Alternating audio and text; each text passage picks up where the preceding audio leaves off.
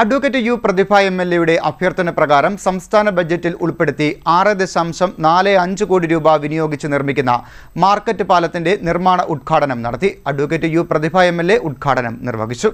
Advocate U പ്രതിഭ എം.എൽ.എയുടെ അഭ്യർത്ഥന പ്രകാരം സംസ്ഥാന ബജറ്റിൽ ഉൾപ്പെടുത്തി 6.45 കോടി രൂപ വിനിയോഗിച്ച് നിർമ്മിക്കുന്ന കായംകുളം മാർക്കറ്റ് പാലത്തിന്റെ നിർമ്മാണോദ്ഘാടനം നടന്നു. അഡ്വക്കേറ്റ് യു പ്രതിഭ എം.എൽ.എ ഉദ്ഘാടനം നിർവഹിച്ചു. നഗരസഭാ കൗൺസിലർ സജീന സഹീർ അധ്യക്ഷയായി. കായംകുളം സസ്യ മാർക്കറ്റിനെയും കായംകുളം തിരുവല്ല റോഡിനെയും തമ്മിൽ ബന്ധിപ്പിക്കുന്ന പാലത്തിന് 20 മീറ്റർ നീളമുണ്ട്. ഇരുവശങ്ങളിലും നടപ്പാതയോടുകൂടി 11 മീറ്റർ വീതിയിലാണ് പാലം നിർമ്മിക്കുന്നത്.